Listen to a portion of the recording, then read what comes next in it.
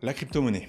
Vous en avez forcément entendu parler, que ce soit en bien ou en mal. En bien puisque des personnes y ont gagné des millions d'euros, ou en mal parce qu'au contraire des personnes y ont perdu l'intégralité de leurs investissements en crypto-monnaie ou une très grosse partie. L'idée de cette vidéo, c'est de vous amener à comprendre ce monde des crypto-monnaies pour que les personnes qui à la fois veulent s'intéresser au monde de la crypto, de la blockchain, puissent avoir les billes pour débuter et comprendre les principaux concepts, mais aussi pour que les investisseurs qui souhaitent s'exposer aux crypto-monnaies finalement, ils trouvent leur compte et puissent commencer à investir au travers d'outils en ayant les bases. Avant d'aller un peu plus creuser quels sont aujourd'hui les risques pour minimiser les pertes, donc on va se servir comme base de cas qui peuvent arriver, un hack ou comment dire, une transaction erronée pour comprendre quelles sont les bonnes pratiques et éviter d'être confronté à ces pièges-là. Si ce type de vidéo vulgarisation te plaît, explose-moi le j'aime en bas de la vidéo pour que je puisse en faire d'autres dans le futur sur d'autres sujets, éventuellement des sujets un peu plus précis, un peu différents aussi autour de la crypto, puisqu'il y a beaucoup de choses à comprendre et aujourd'hui on va devoir survoler le sujet. Mais avant de commencer,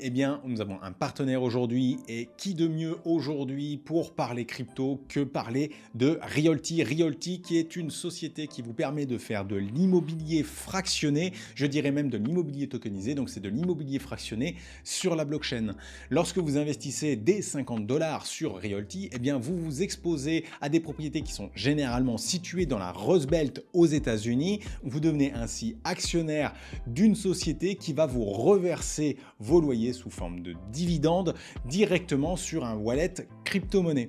Et vous détiendrez aussi des tokens dont on va parler tout à l'heure, qui s'appellent des security tokens, qui permet de représenter les actions que vous possédez. Bref, Realty est un outil parfait pour pouvoir commencer à s'intéresser au monde des crypto-monnaies, puisque finalement on réconcilie le monde crypto et le monde réel. Vous allez pouvoir par exemple au travers du RMM mettre en collatéral vos actions et vos tokens Realty directement sur un protocole qui vous permettra de faire de l'effet de levier et donc éventuellement d'investir encore plus sur Realty ou faire autre chose de votre argent. Mais aussi Realty propose un marché secondaire directement intégré à la blockchain et donc qui vous permet d'acheter ou de revendre des tokens directement auprès d'autres investisseurs.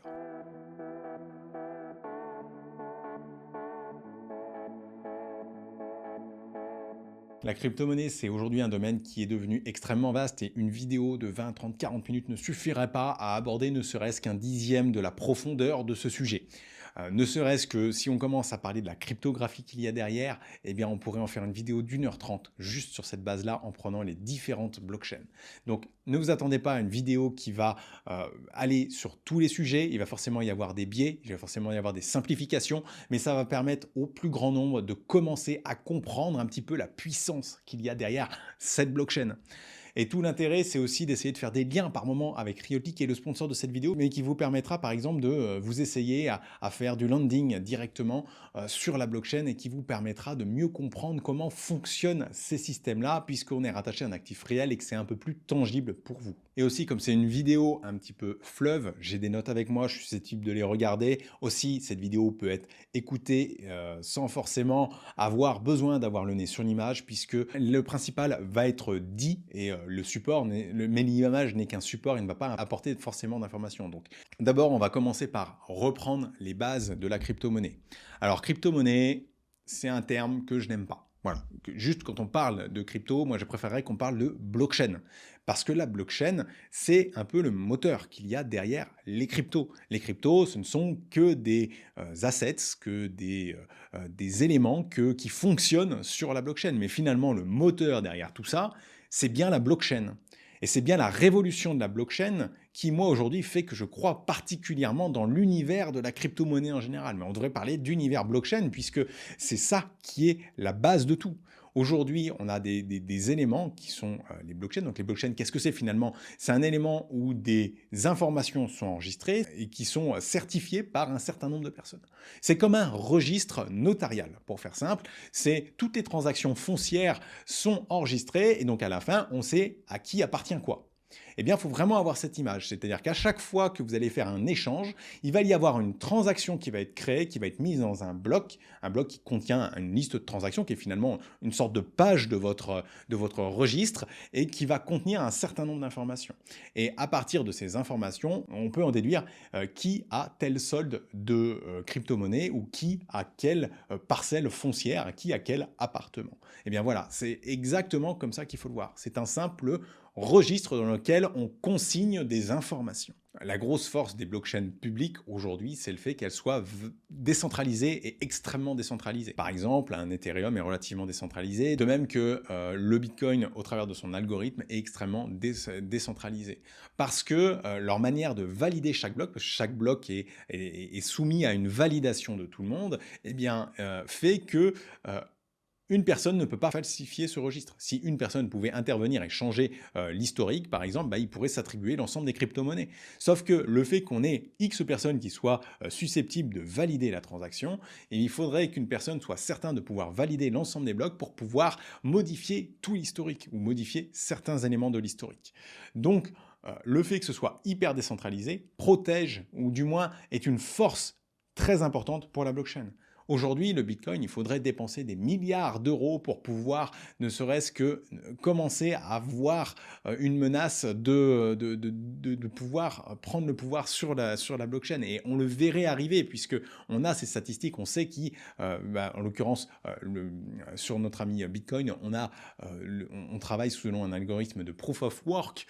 Proof of Work, c'est des calculs qui sont faits par les machines et c'est celui qui fait le bon calcul au final qui va se retrouver à valider le bloc.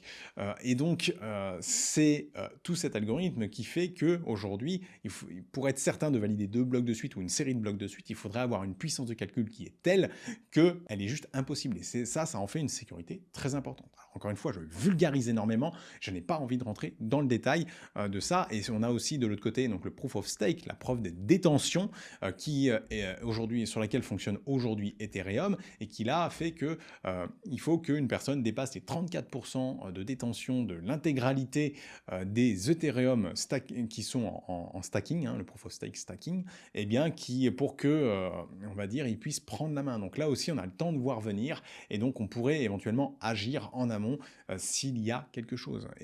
Et aujourd'hui, pour détenir 34% des Ethereum qui sont en circulation pour pouvoir valider une transaction, on parle de dizaines de milliards d'euros. Alors, c'est extrêmement important. Voilà pourquoi, aujourd'hui, ce sont des outils qui sont relativement fiables et résilients, même s'ils ne sont pas parfaits. Quand je dis qu'ils ne sont pas parfaits, c'est parce que notamment au niveau d'Ethereum, il y a aujourd'hui des consortiums qui se mettent ensemble pour, par exemple, créer ces fameux, ce qu'on appelle les validateurs, et que ces consortiums, ces entreprises, se retrouvent avec potentiellement de gros bags qui ne leur appartiennent pas forcément, mais du coup qui sont sur leur machine, ce qui pourrait potentiellement impacter le bon fonctionnement de la chaîne et mettre à risque ce bon fonctionnement s'ils pouvaient théoriquement prendre le contrôle.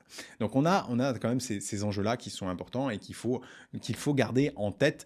Tout n'est pas parfait, mais ça reste aujourd'hui une sécurité qui est extrêmement importante. Aujourd'hui, la blockchain, au-delà de permettre de faire des échanges, elle permet aussi d'exécuter du code. Donc vous allez avoir ce qu'on appelle des smart contracts, qui sont finalement des bouts de code qui sont dans la blockchain. Vous allez dire, moi je vais interroger tel smart contract avec tel paramètre, et au final, on va soit ça va exécuter des actions, soit ça va, d'un autre côté, vous donner un autre résultat. Donc on peut, de cette manière totalement décentralisée, exécuter du code aujourd'hui.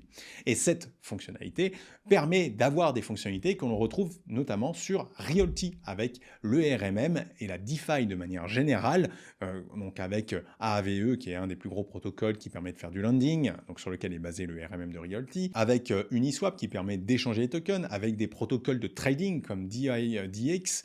Il y a beaucoup de protocoles différents, et tout ça est possible grâce à l'exécution de code décentralisé. Donc par exemple, quand vous allez déposer de l'argent, vous allez rentrer dans votre argent dans un smart contract, et ce smart contract va calculer les intérêts que vous allez avoir dans un protocole de lending. C'est très compliqué. Je n'ai pas envie de rentrer, et ça ne va pas, c'est pas quelque chose que je vais aborder particulièrement ici, mais je vais vous expliquer un petit peu comment tester tout ça un peu plus tard dans la vidéo. Ensuite, on a parlé blockchain, donc vous savez maintenant un petit peu quelles sont les deux grandes familles de blockchain. Il y en a plus que ça, mais vous savez quelles sont les familles Proof of Work, donc à la Bitcoin, Proof of Stake à la Ethereum. On a aussi vu que les blockchains, on peut exécuter du code dessus, et on a ces éléments qu'on peut s'échanger qui sont les crypto-monnaies dessus. Donc on peut créer des contrats, hein, les crypto-monnaies sont des contrats sur lesquels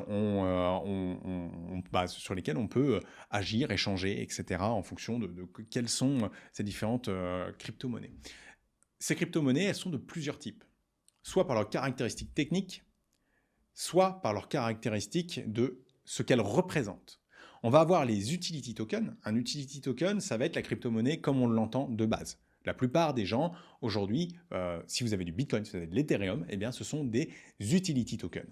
Ce sont des tokens qui servent à un propos dans la blockchain et qui n'ont d'existence que dans la blockchain. C'est-à-dire que le Bitcoin, vous ne pouvez pas vous échanger un Bitcoin en vous donnant une pièce, ça existe plus ou moins, mais entre guillemets, ça n'est pas le fonctionnement, et ça a une vie uniquement dans la blockchain. Ces utility tokens peuvent avoir comme fonction de s'échanger de la valeur, aussi de récompenser certaines personnes, parce que, par exemple, un protocole a levé de l'argent, donc vous lui avez envoyé de l'ETH, et de l'Ethereum, il va vous renvoyer de son token à lui.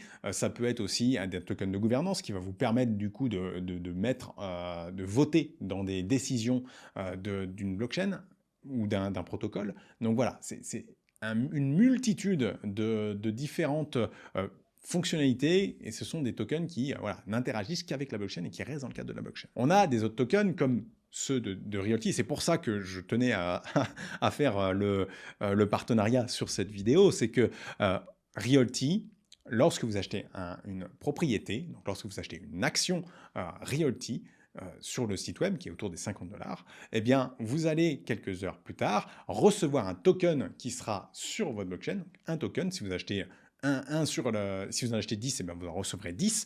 Et ce fameux token, ce n'est pas un utility token, parce qu'il représente quelque chose du monde physique, c'est-à-dire une action d'une société aux États-Unis. Non cotée, j'allais dire cotée, mais non cotée. Et cette action, eh bien, le fait qu'on représente une action, une obligation, ou toute autre chose qui pourrait être dans le monde physique représentée comme un instrument financier, eh bien, ça en fait un security token.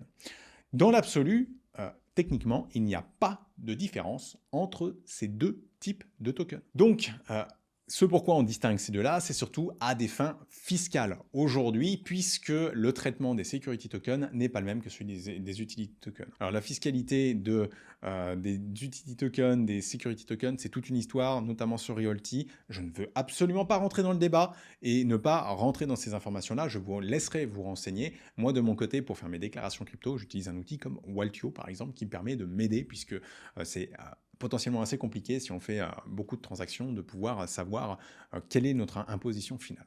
Mais à savoir que globalement, les security tokens, à la différence des utility tokens, sont considérés comme leur sous-jacent. Donc si c'est une action, eh bien, comme là on possède sur une action, eh bien la fiscalité en France est beaucoup plus proche de celle de l'action, et même la même que celle de l'action de manière générale. On a un autre type de coin particulier que j'ai isolé, mais qui sont aussi des utility tokens, ça va être les stablecoins. Les stablecoins, c'est une crypto-monnaie qui va être indexée sur une monnaie du monde réel. Par exemple, on a beaucoup de stablecoins qui sont indexés sur le dollar. Donc, un de cette crypto-monnaie vaut 1 US$.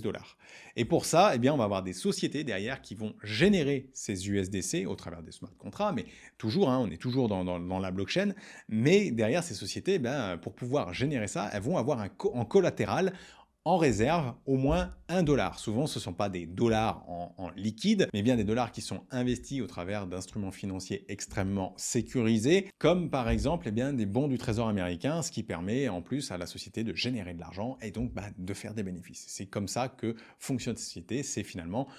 ils ont besoin d'un collatéral, ce collatéral génère des intérêts parce qu'il est placé sur des trucs peu risqués mais qui génèrent tout de même des intérêts, et ensuite l'argent qu'ils récoltent avec ces intérêts leur font leurs propres bénéfices. Et enfin, on va avoir un dernier type pour moi de grands types de tokens, ça va être les NFT. Et les NFT, ce sont des tokens qui, contrairement à Bitcoin, si vous avez 2 Bitcoins, finalement, ils sont pas palpables, ils sont pas uniques. Ces bitcoins, ce sont des bitcoins parmi les bitcoins. Les NFT sont des tokens non fongibles, c'est-à-dire qu'ils ont un caractère unique. Lorsque vous possédez un NFT, vous en possédez le seul et unique exemplaire. Il est unique et il ne peut pas être... Vous pouvez, si vous en achetez un deuxième, vous n'allez pas acheter un deuxième NFT qui va être exactement le même. Peut-être de la même collection, hein, vous pouvez en acheter plusieurs de la même collection, mais même si vous en achetez une même collection, ce sont deux entités totalement différentes. Et donc vous pouvez pas... vous les enverrez en entier et souvent ils sont utilisés comme preuve de détention.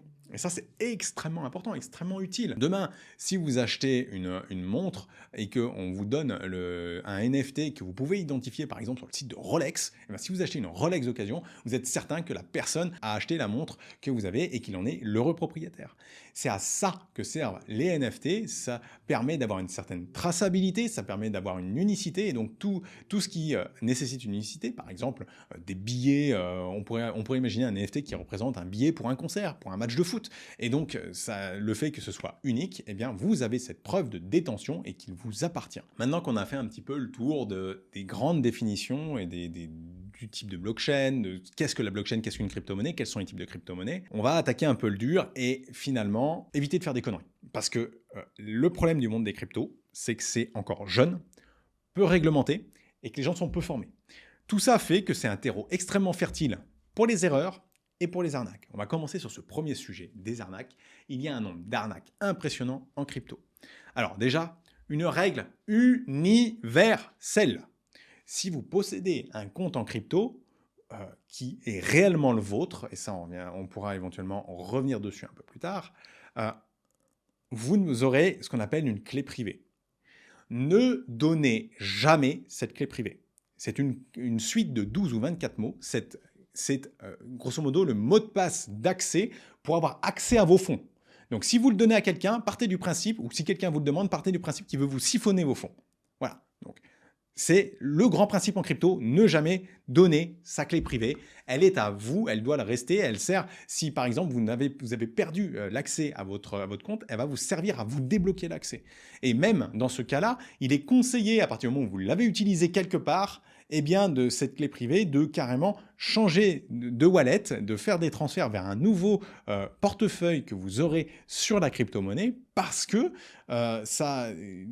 finalement, si vous l'avez saisi quelque part, ce mot de passe, il peut être corrompu. Cette clé privée peut être corrompue, quelqu'un peut l'avoir récupérée. Donc, une fois que vous l'avez utilisé, changez de portefeuille, c'est même recommandé. On va redescendre un petit peu d'un niveau au niveau de l'alarmisme, mais on va rappeler des conseils qui sont toujours de bonne facture à écouter, quel que soit le type d'investissement. Ne jamais croire quand on vous fait une offre avec des rendements qui sont trop beaux. Parce que, alors, se faire piquer son portefeuille, c'est une chose, mais aller mettre l'argent sur un endroit qui n'est pas sûr, je vous rappelle que c'est des bouts de code qui traînent, si on parle de des différents smart contracts, ce sont des bouts de code, et si ce bout de code-là, vous n'êtes pas capable de l'analyser, et qu'on vous dit, écoute, envoie ça là-dessus, c'est un protocole qui est super, etc., et que finalement, dans ce bout de code-là, très complexe, il y a une backdoor qui permet à l'admin, à un moment, de retirer tout l'argent, on aura eu beau vous promettre qu'il allait avoir des rendements de fou, si vous n'avez plus votre argent, vous n'avez plus votre argent. Donc, il faut faire attention aux promesses lorsqu'elles sont trop belles. En crypto, lorsqu'il y a une promesse de rendement élevé, il y a un risque qui est très élevé en face, et parfois on parle de rendement à plusieurs pourcents par mois, ce qui est vraiment énormissime, eh bien, on se retrouve avec un réel risque sur ce type de protocole. Donc, premièrement, si c'est trop beau, n'y allez pas, à moins de bien comprendre les fondamentaux, etc. Deuxièmement, en conclusion, n'allez que sur des protocoles sérieux et prouvés. Ça ne sert à rien quand on débute d'aller sur des trucs qui ne fonctionnent pas. Par exemple, le RMM de Realty, pourquoi il a été adopté par une partie des investisseurs très rapidement? Parce qu'il est basé sur AAVE qui est le grand protocole de lending que l'on retrouve sur la blockchain, qui est extrêmement connu et éprouvé puisqu'il a des dizaines de milliards sous gestion. On parle de dizaines de milliards. S'il y avait un petit malin qui avait voulu récupérer l'argent, il aurait pu se faire littéralement plusieurs dizaines de milliards en crypto-monnaie. Ensuite, pour commencer, ça y est avec des petits montants. On va arrêter de dire vous allez devenir millionnaire. Non, commencez avec 20 balles. C'est possible. Je vous expliquerai comment après, et avec quelques étapes. Mais commencez avec 20 balles, en fait. Vous allez limiter le risque. Ou alors, si d'ailleurs vous voulez essayer un protocole qui vous semble un peu suspect, pendant quelques jours, essayez avec des tout petits montants. Voilà, même que ce soit sur un protocole ou globalement sur ça. Et limite, ce protocole-là, essayez-le sur un portefeuille de test. Vous pouvez avoir plusieurs portefeuilles, vous pouvez faire autant de portefeuilles que vous le souhaitez. Et créez-vous un portefeuille de test et essayez avec ce portefeuille de test. Là, vraiment, là, vous êtes, si vous faites ça, vous allez prendre un minimum de risques. Aussi, même si c'est de plus en plus rare, il faut apprendre à sécuriser correctement un portefeuille. Aujourd'hui, en crypto, si on décide de détenir ces crypto-monnaies au sein de son propre portefeuille, ce qui est la meilleure des pratiques, il faut avoir un minimum de compétences et il faut comprendre, par exemple, comment sécuriser cette fameuse clé privée dont je te parlais tout à l'heure. Et ça, il faut vous renseigner. Renseignez-vous à droite à gauche, il y a des informations, par exemple allez sur la chaîne de Hasher, il me semble qu'il a fait une vidéo là-dessus, mais tous les plus grands youtubeurs qui parlent de crypto, qui sont sérieux, et il faut faire attention au mot sérieux, eh bien ils ont fait des vidéos sur le sujet, de comment sécuriser, comment faire attention, et ça, il faut se renseigner, il ne faut pas y aller à l'aveugle. On est encore une fois, on n'est pas sur on est sur un outil où vous gérez votre propre argent, hein. Vous n'avez pas de banque qui va venir sécuriser les choses, et même les banques, hein, vous voyez, parfois on arrive à se faire avoir, même en ayant des banques, mais là, vous êtes votre propre banque, hein, sur la partie crypto. C'est-à-dire que vous gérez vos propres transactions si vous décidez d'avoir votre propre portefeuille. Donc il faut appliquer des bonnes procédures pour éviter le risque. Et enfin, si vous utilisez plus des outils qui sont centralisés, hein, parce que la blockchain, à l'opposition de la blockchain qui est décentralisée, on peut aller sur des outils centralisés, comme les plus connus vont être Coinbase, Binance, Kraken par exemple, mais aussi on peut avoir beaucoup de PSAN en France, donc qui sont les plateformes qui sont régulées en France. Eh bien, allez sur ceux qui sont les plus réputés, tout simplement, pour minimiser le risque. S'ils sont là depuis plusieurs années, qu'ils ont plusieurs milliards sous gestion ou plusieurs centaines de millions sous gestion, croyez bien qu'il y a des petits malins qui ont déjà essayé de récupérer l'argent. Donc, c'est ceux qui sont sérieux. Alors, attention, parce qu'on va me dire tout de suite FTX. Oui, effectivement, mais là, on en revient au point, quand c'est trop beau pour être vrai, il faut faire attention. Et ben voilà, faut toujours se rappeler des autres règles dont j'ai pu parler. On va avoir des personnes aussi qui vont dire « Oh, j'ai perdu 80 de mon investissement parce que les cryptos ont plongé ». N'investissez pas quand votre coiffeur en parle, quand on en entend parler partout à la télé. C'est la pire des conneries à faire. Attendez que le soufflet retombe. Généralement, quand la hype retombe, le cours finit par retomber également parce que finalement, on en parle moins. Et c'est au moment où c'est retombé qu'il faut y investir massivement. Alors, ça ne veut pas dire que vous ne pouvez pas commencer avec des toutes petites sommes un peu plus haut.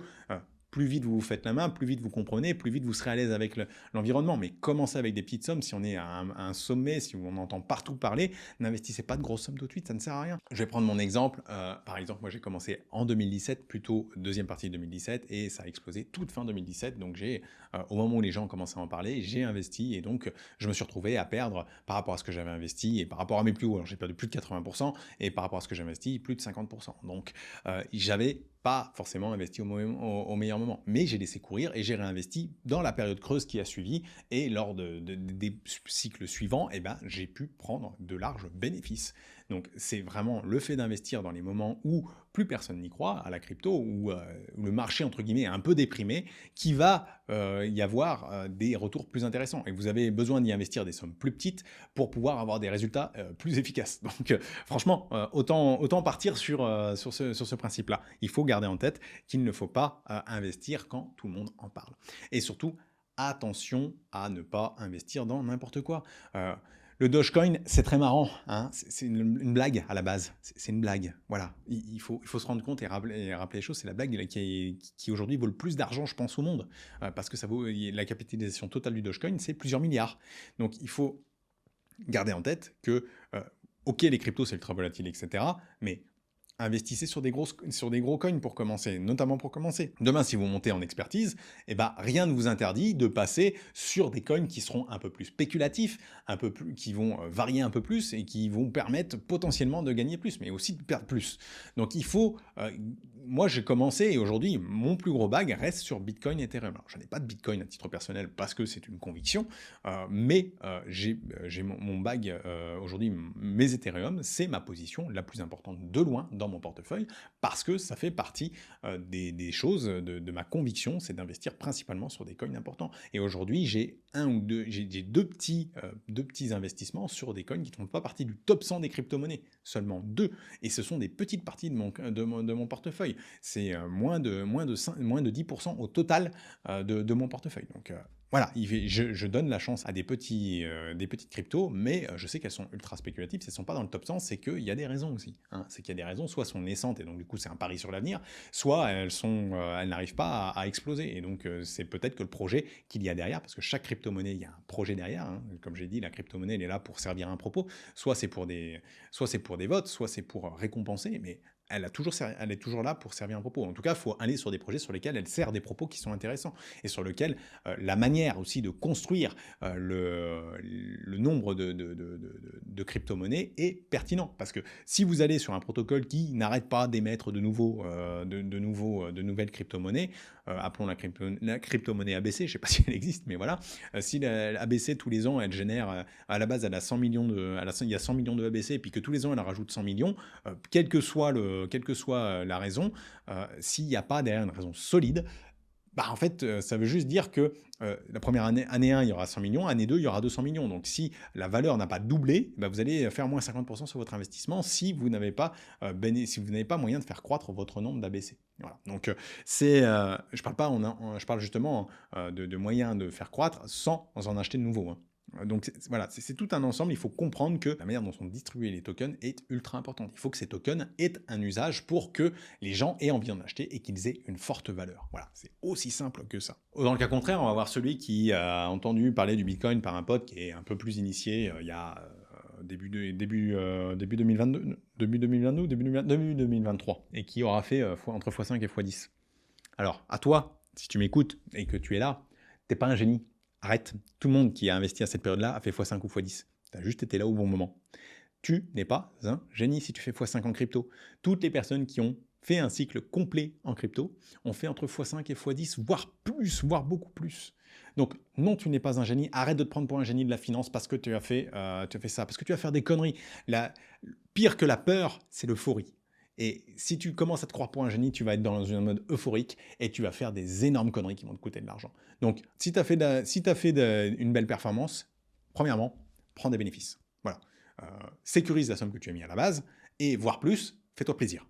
Tu as réussi, tu as investi au bon moment, récompense-toi. Que ce soit pour réinvestir ailleurs ou que ce soit pour aussi t'acheter un petit truc pour toi. Il y a une partie des investissements qui sont là aussi pour se faire plaisir.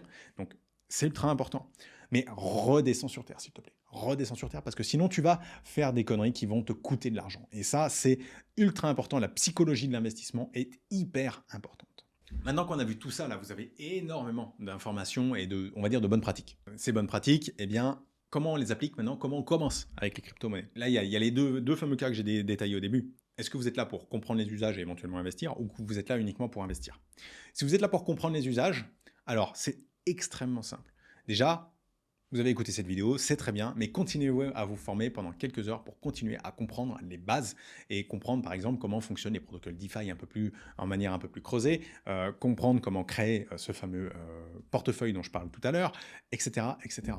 Donc formez-vous auprès de sources comme Asher, qui sont sur YouTube, formez-vous auprès de différents tutos que vous pourrez trouver sur Internet sur les grands sites crypto, comme Cryptost ou autres. Alors même si je ne suis pas un grand fan de tous ces sites-là, parce qu'il y a quand même pas mal d'articles un peu trop vite faits, il y a quand même des informations à en retirer.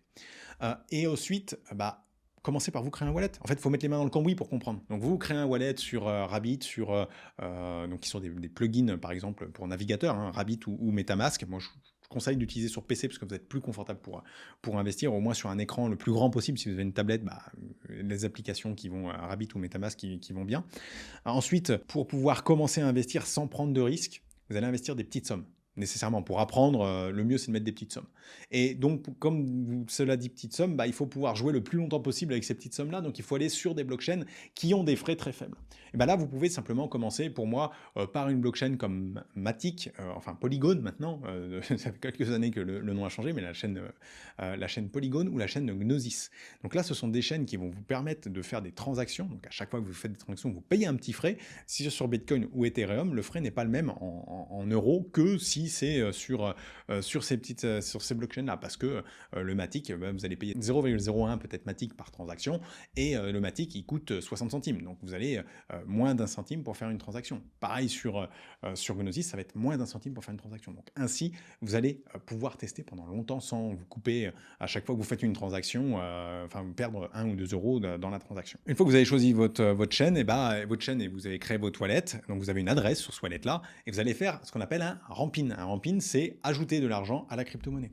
Donc, allez sur une application très connue. Alors moi, je peux vous conseiller par exemple Mon Pèlerin, ou que j'aime beaucoup, hein, qui est une société suisse qui permet de faire du rampin et du ramp out, donc rentrer de l'argent ou sortir de l'argent de la blockchain, ou alors aller par exemple sur un Binance pour aller acheter quelques tokens. Donc vous allez acheter par exemple 50 euros dans la crypto-monnaie qui permet de payer les frais de transaction, parce que sinon vous n'allez pas pouvoir exécuter les transactions. Donc, par exemple, sur Gnosis, vous allez prendre 50 euros en XDAI. XDAI qui est un stablecoin dont je parlais tout à l'heure. Pareil sur Polygon, bien, vous allez prendre 50 euros en Matic, qui est la monnaie qui va vous servir à payer les frais de transaction. À partir de là, dans ce rampin, on va vous demander de choisir un porte-monnaie sur lequel aller transférer votre argent, et donc vous allez ici sélectionner votre adresse que vous avez créée au travers de votre portefeuille. Et ensuite, l'argent est sur la blockchain. Faites-vous plaisir. Commencez à utiliser des protocoles pour comprendre. À chaque fois que vous allez utiliser un protocole, allez voir sur un Explorer. Donc, par exemple, vous tapez de toute façon le nom de la chaîne Explorer. Vous allez tout de suite trouver des Explorers, hein, avec Gnosis Chain, par exemple, ou ce genre de choses-là qui vous permettent de comprendre et d'avoir des informations sur les transactions qui sont réalisées. Et là, vous allez, après, par exemple, vous avez 50 Matic, 50 euros en Matic, et vous allez placer 10 euros en Matic ou 5 euros en Matic sur le protocole AAV. Vous allez regarder qu'en échange de ce Matic, qui va vous donner du AMW Matic probablement, et que vous allez essayer de comprendre le mécanique de comment marche AMW Matic et qu'est-ce qu'il représente, etc., etc. Et là, c'est à vous de faire des essais simplement en choisissant les protocoles sur lesquels vous voulez faire. De base, peut-être que vous allez faire un transfert, vous allez créer un deuxième wallet, vous allez faire juste un simple transfert. Peut-être que demain, vous allez ensuite essayer les protocoles, etc., etc. Voilà, c'est aussi simple que ça. Je pense que après avoir s'être formé pendant quelques heures, il faut passer à l'action. Passer à l'action, c'est ultra important sur les cryptos. Et ne faites pas juste les choses en mode je ne vérifie pas ce que j'ai fait. Allez vraiment sur cet Explorer pour voir quel est l'impact d'une transaction. Qu'est-ce qui est passé comme paramètre, pas forcément dans le détail très fin, mais au moins allez voir les grandes, ce que vous recevez quand vous faites une transaction, parce que quand vous interagissez avec avec un contrat de lending, par exemple, vous allez avoir si vous déposez 10 euros en Matic, vous allez avoir une preuve de dépôt que vous avez bien déposé 10 euros en Matic, parce que derrière, il faut que vous puissiez, pour pouvoir récupérer ces 10 euros, donner cette preuve pour pouvoir récupérer. Voilà, typiquement le fonctionnement d'un protocole de lending. Donc je vous laisse regarder tout ça et explorer. Vous entrez vraiment dans un monde qui est extrêmement intéressant, qui va vous casser la tête pendant quelques heures, quelques dizaines d'heures, mais vous allez apprendre énormément sur la blockchain, et c'est, je pense pour moi, le meilleur moyen d'entrer dans la blockchain. Et un des moyens pour entrer dans la blockchain, comme je disais tout à l'heure, c'est Realty. Parce que vous allez le RMM, parce que vous allez placer par exemple soit du XDAI, parce que et le RMM est sur Gnosis, vous allez placer du XDAI par exemple sur le RMM, et vous allez voir, vous allez placer une propriété pour pouvoir faire levier sur celle-ci, et vous allez voir un petit peu ce qu'il y a en contrepartie. Bref, essayez, c'est comme ça que vous allez faire les choses, et essayez avec des choses, avec des sommes qui sont plutôt faibles. Votre première transaction, peut-être pas avec le Realty Token, mais plus avec du XDAI que vous aurez déposé par exemple. Et enfin, on va terminer sur le fait d'investir en crypto-monnaie. Alors là, vous n'avez pas forcément besoin d'un portefeuille, du moins si vous décidez d'investir des petites sommes. Je ne vous conseille pas de commencer par un portefeuille parce que c'est vraiment se prendre la tête. Il faut mieux, dans ce cas-là, juste aller sur des plateformes très réputées comme Coinbase, Kraken, ou d'autres plateformes. Alors attention, chaque plateforme, là je vous parlais de 2 exchanges qui vont vous permettre d'acheter de la crypto-monnaie à partir des euros et de faire des échanges avec d'autres crypto-monnaies assez régulièrement avec des frais relativement faibles. Mais vous pouvez aussi, par exemple, vous avez décidé d'acheter une position sur Ethereum, une position sur Bitcoin, et que vous voulez le mettre en landing, vous allez aller sur Meria, qui est une société basée en France, hein, qui est la société d'ailleurs de Hasher, qui fait de l'investissement sur les crypto-monnaies. Donc là, effectivement, les frais sont beaucoup plus élevés sur le change, mais l'application n'est pas faite pour le change. L'application est réellement faite pour pouvoir investir ses crypto-monnaies. Par exemple, aller faire du stacking sur Ethereum. Et ce stacking, eh ben, si vous placez votre argent sur ce stacking-là, je ne l'ai pas expliqué tout à l'heure, mais vous allez avoir des récompenses sous forme d'intérêt en Ethereum. Donc ça vous permet comme ça d'investir l'argent et d'avoir des petits rendements sur les crypto-monnaies que vous aurez achetées. Donc chaque plateforme a un petit peu ses gros points forts.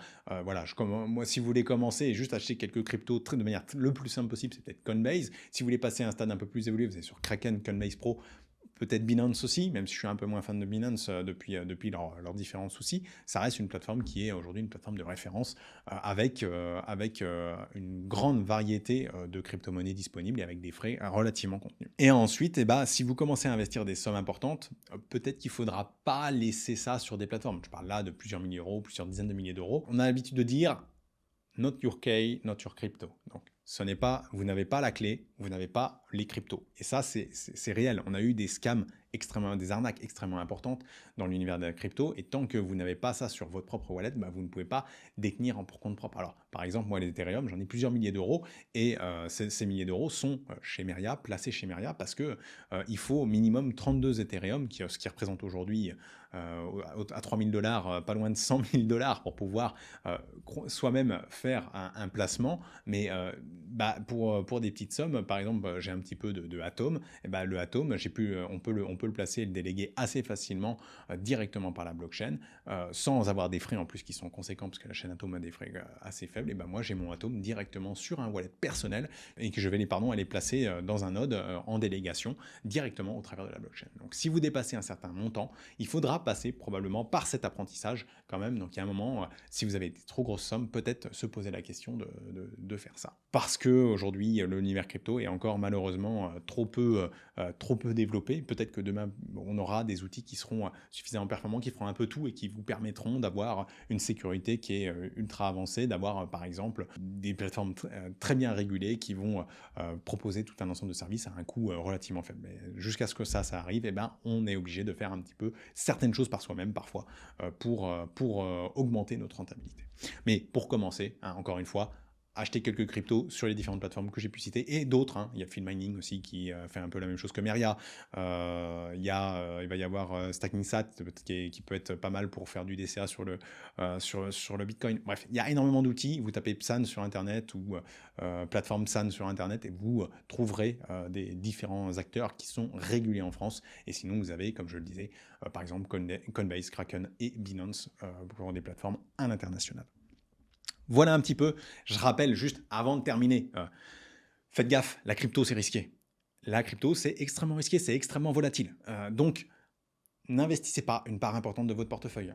De mon côté, j'essaye de rester dans les périodes creuses en dessous de 5% et même plutôt entre 3 et 5% de mon portefeuille. Alors bien sûr, quand les cryptos explosent comme dernièrement, ça a tendance à monter, mais c'est quand ça monte trop, moi j'ai tendance à prendre des bénéfices pour ramener ça à une proportion relativement faible de mon patrimoine.